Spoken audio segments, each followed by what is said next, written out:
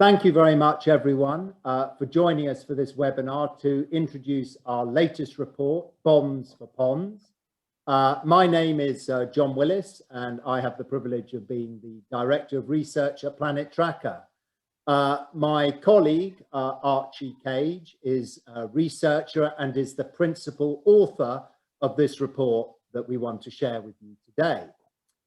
We will have time at the end of the presentation to answer any questions. Please do use the Q&A function that you can see at the bottom there, and we will try and respond to any questions you have.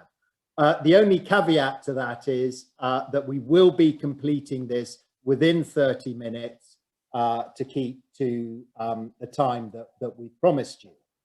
So if we move on, firstly, if I could tell you a bit about Planet Tracker. We're a not-for-profit financial think tank seeking to align investor capitals with planetary limits. And this presentation is a very real example of what happens when an industry or company or companies meet those natural limits. Planet Tracker was launched in 2018 by the founders of Investor Watch and the Carbon Tracker Initiative. That's Mark Campanale and Nick Robbins. And at Planet Tracker, we aim to build upon the growing recognition that the finance community is not yet accurately quantifying environmental risks and integrating environmental data into investment valuation decision making. It is our belief that if we continue business as usual practices, the degradation of many natural capital resources will happen within most financial professional lifetimes, which is certainly a worrying concept. So addressing these issues, Planet Tracker focuses on 3 programs: oceans, food and land use, and materials. Today's research presentation, it won't surprise you, is within our oceans program, looking at detail at the issue of aquaculture and the impact that it's had on land as well. So before I hand over to Archie, why are we doing this webinar today? Well, on this slide, you can see our former research. In particular, you can see perfect storm, you can see traceable returns, which is the research that we did just prior to this, and locked profit. And as you can see from the diagram, those we explored different areas of the seafood chain, and now we're going to address a new area. So Bonds for Ponds will focus on the aquafeed area, obviously within the aquaculture industry. So before I hand over, what are we going to be covering today? I'll hand over to Archie, who will set the scene for aquaculture and the key takeaways, then move into what has actually happened in feed and the changes and the unintentional consequences of some of those changes, and then the role of green financing in allowing for this transition. So Archie, over to you. Thanks, John. So just to touch on the key points before we jump in any further. First, aquaculture generally is growing very rapidly. So in 2017, it constituted 46% of seafood supply, excluding aquatic plants. And as you can see by the graph on the right, we expect this to rise to 2050. So we've modeled production against 2010 production and 2017 production, according to the FAO. And then have done a breakdown of the 3 Eat Lancet scenarios to 2050, business as usual, full waste, and then the transition to a healthy diet under a full waste and under half waste scenarios. Now, even thinking that wild catch remains static to 2050, which many groups such as the World Bank don't see happening and see a 10% reduction in catch in 2050, aquaculture is going to be responsible for all of the growth to 2050. Second, the aquafeed supply has presented problems already. So as we've just mentioned, wild catch production has plateaued and may decline. Alongside this, plant-based alternatives such as soy have come with additional deforestation risk and will only intensify as demand rises. Third, the industry response to date. So Aquafeed as a market is growing really quickly. It's projected to rise from about 107 billion in 2017 to around 214 billion in 2024. And this is driven primarily by an increase in production. So about 49.7 million tonnes were produced in 2016, and this is expected to rise to 87.1 million tonnes by 2024. And so since 1990, supply constraints from both fish protein and plant protein have been proactively mitigated by the industry to date, the latter in the form of zero deforestation mandates, which most of the aquafeed players have already brought in. Finally, we're going to discuss the role of green financing in assisting the transition in aquafeed. So for those who are unaware, a green or a blue bond, the latter being purely ocean focused, is a debt instrument issued by governments, development banks, or corporates to raise capital from investors to finance projects with positive environmental, economic, or climate benefits. And this is also a market which is growing very quickly. So green bond issuances totaled 262 billion in 2019. And we'll discuss the benefits for aquafeed companies later in the presentation. So first off, we're going to discuss the role of aquafeed in aquaculture production and the changes that the market has already undergone. So on the screen before you, you can see a diagram of the average cost of goods sold breakdown for salmon farming in Scotland, Norway, the Faroe Islands, Canada, and Chile between 2003 and 2018. And along the y-axis, you can see a breakdown of total costs as a percentage of inputs.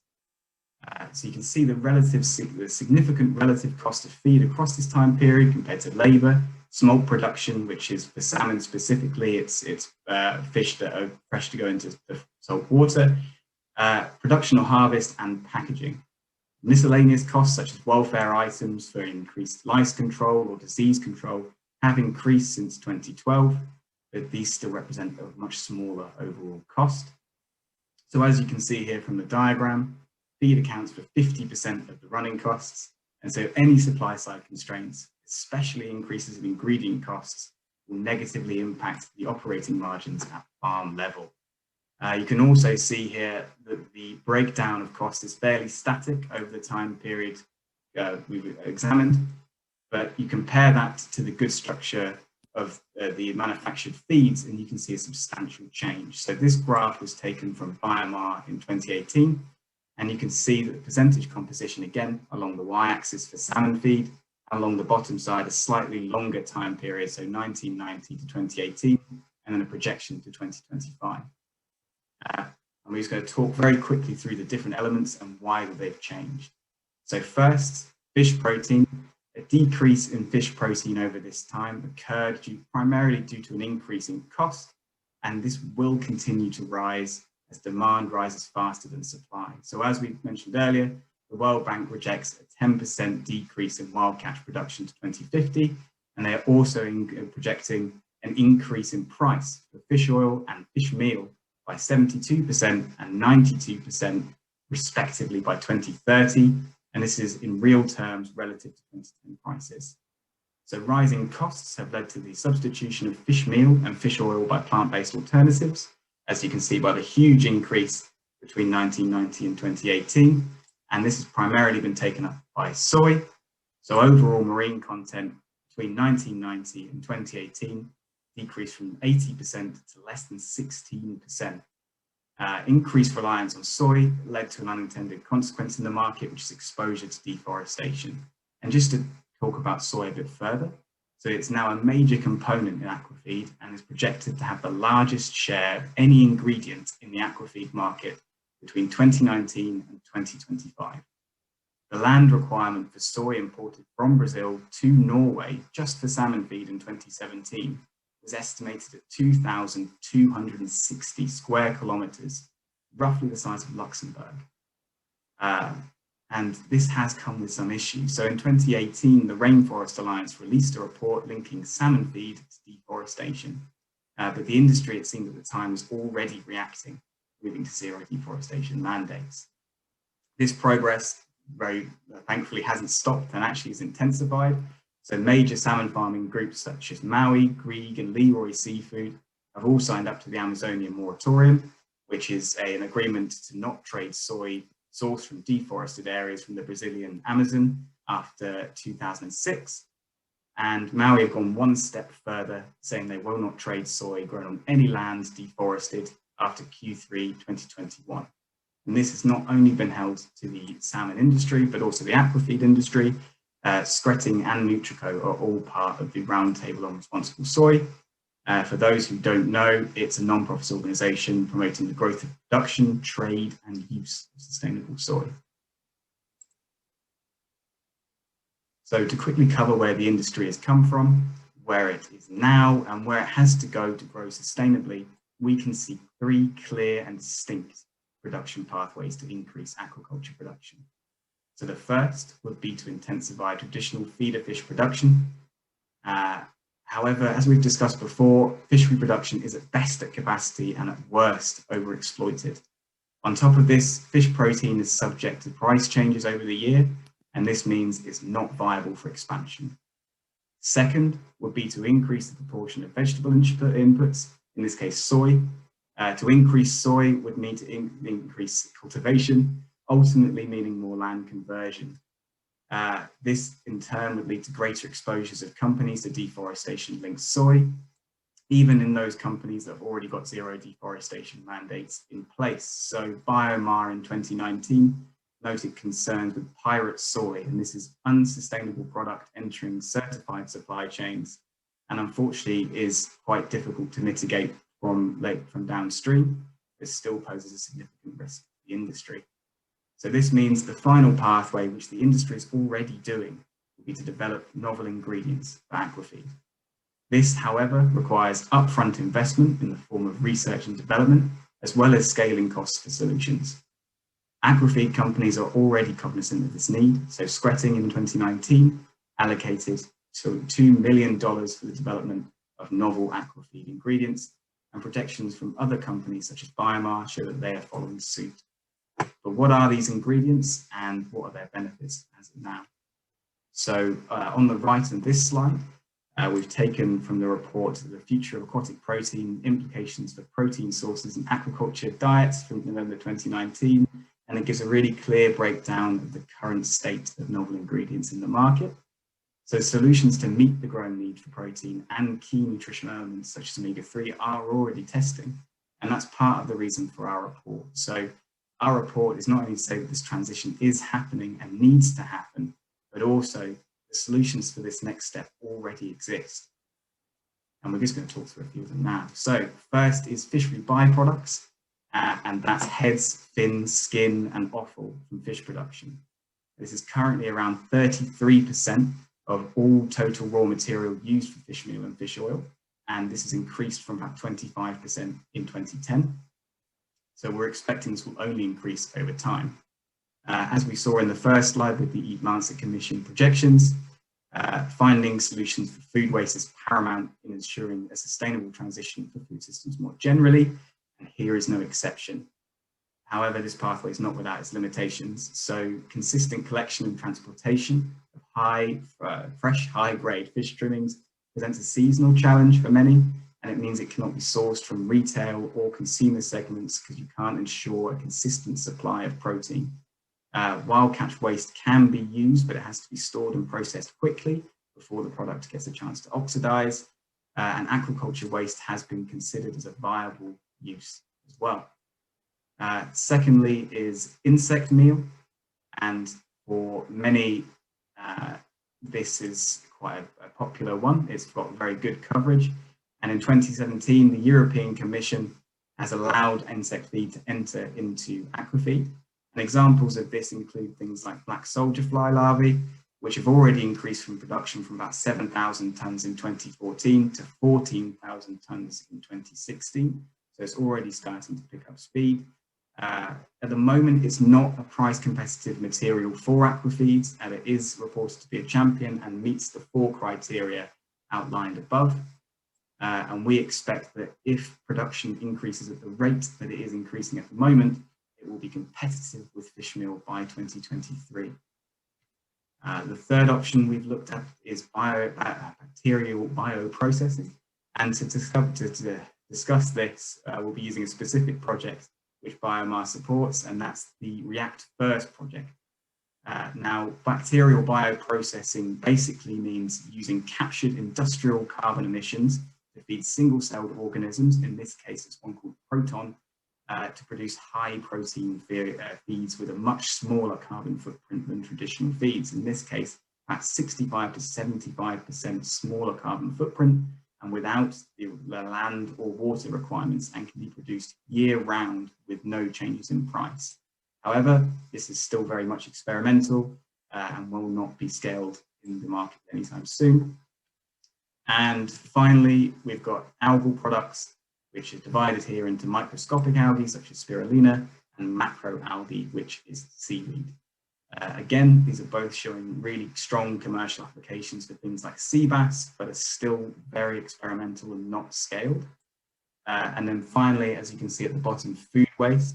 And it's very similar to fishery byproducts. Things like hydrolyzed protein from poultry farming can be used, but again, it has to be taken at the point of processing, so it does offer some feasibility issues. So now we know that these solutions exist, how can we scale them faster? And that means discussing the role of green financing. So what I have here are the two green bonds issued by seafood companies this year. It's Maui and Grieg Seafood. Unfortunately, Grieg operates their debt primarily on revolving credit and term loans, so there weren't any bonds to compare. However, research shows that green bond yields at issuance are typically between 10 basis points and 45 basis points lower than those of non-green bonds from the same issuer. And this is even more pronounced in Maui's case.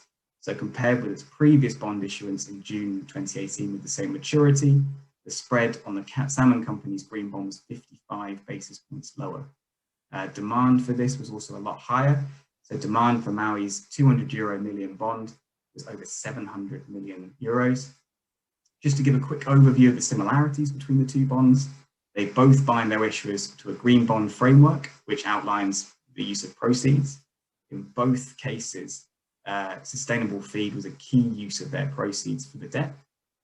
Both were rated medium green, which is the second best rating by Cicero, a provider of second opinions on green bonds.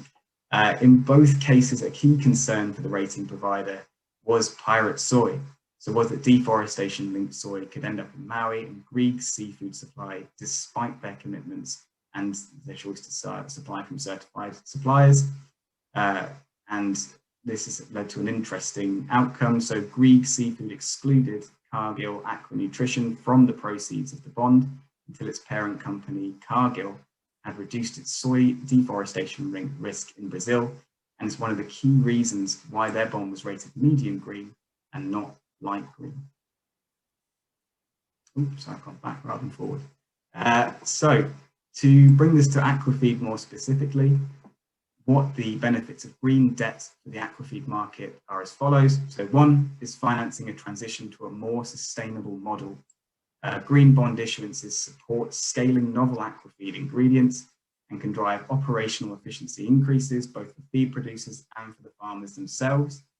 In the case of Aquafeed, forecasts of increased demand for feed alongside rising input costs due to feed ingredient bottlenecks, so things like falling fish supply, do create a situation where innovation can drive capital efficiency. Second is a reduction in input costs and variability of feed price due to supply side shocks. Financing a transition to aquaculture through the debt market towards more efficient and sustainable feed sources offers a potential reduction in input costs and feed price variability at the farm level, as well as greater profitability and ease of scalability at the feed production level. Third is a lower cost of capital and the expected expansion of aquafeed production. So as we said before, green bond issuance are typically lower than non-green bonds, and so cheaper capital for aquafeed companies is a very strong point. And then fourth, especially in a time of low interest rates, issuing green debt can open your company up to a wider array of investors. So not only can aquafeed companies gain support through traditional banks, but through green bond issuances, you can gain access to new investor forums, such as green investor forums. As a side note to this, as this practice becomes more common, transaction costs in issuing green debt should fall, which will benefit the sector as a whole. And then finally, it's improved corporate reputation. The issuance of Greek Seafood's green bond was mentioned in more than 20 publications, including the Financial Times. Maui's green bond was also widely publicised. So issuing green debt can raise the profile of a company and of the sector more widely. Thank you very much for listening. Just before we move on to the Q&A, we'd like to thank our funders. Without them, the research would not have been possible. Thank you, Archie.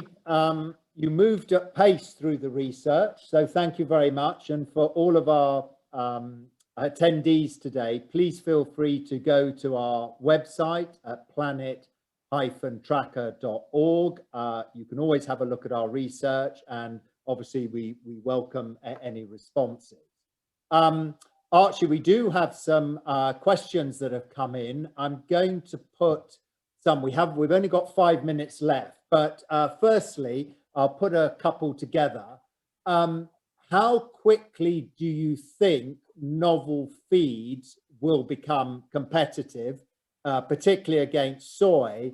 And there's a particular follow-up question in relation to hemp, whether you've got a view on that. With hemp, I don't have a particular view on it yet. There are some solutions flowing around, and I'd be interested to see how that develops.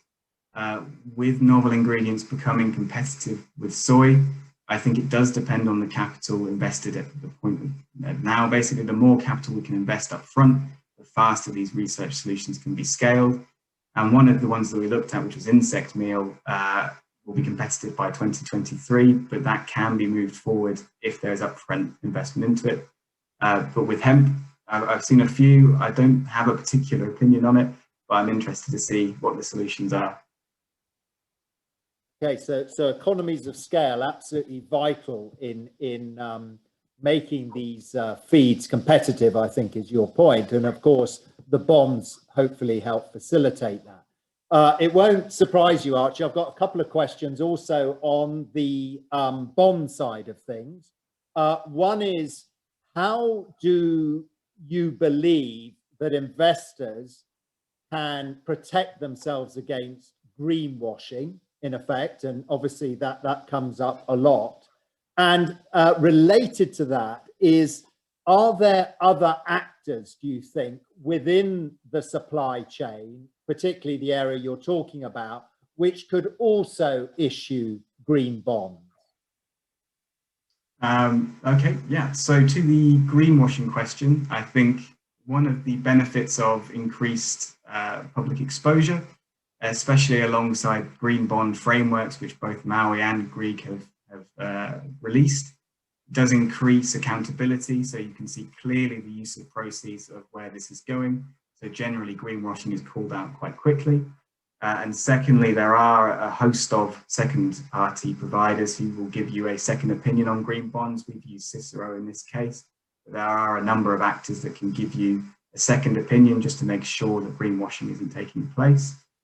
And secondly, with issuing debt, absolutely, I think fundamentally one of our reasons for this are twofold. So we've looked at this because it fundamentally explores a physical limit of ingredient production, so there are not enough ingredients at the moment.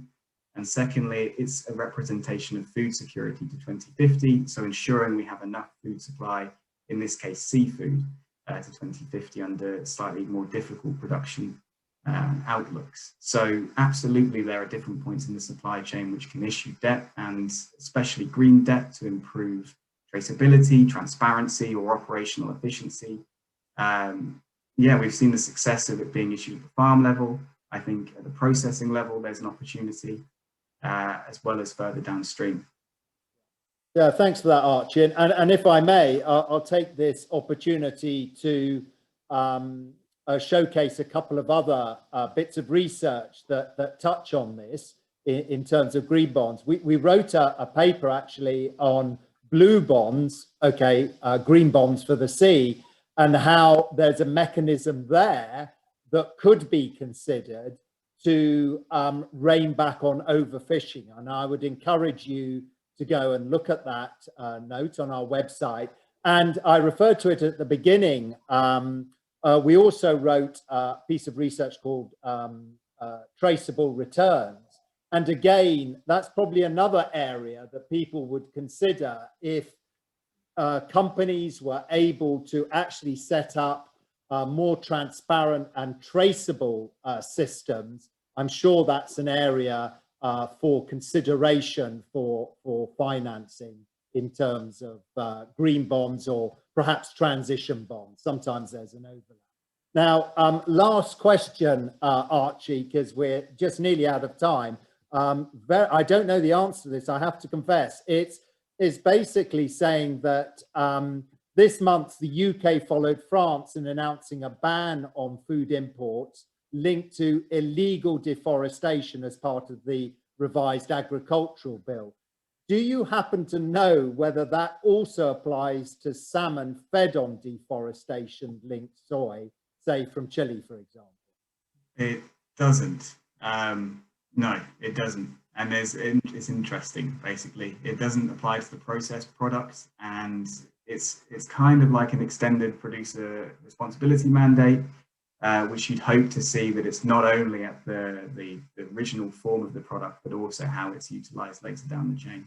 But no, it doesn't cover salmon at the moment, but perhaps it should. So it's effectively phase one deforestation rather than going subsequently down the chain. Thank you. On that, Archie, very big thank you indeed for going through that and answering those questions. A big thank you to all of our attendees from Planet Tracker. Thank you for joining us, and I hope you'll be able to join us with more of these 30-minute webinars in the future as well. Thank you very much. Take care. Goodbye.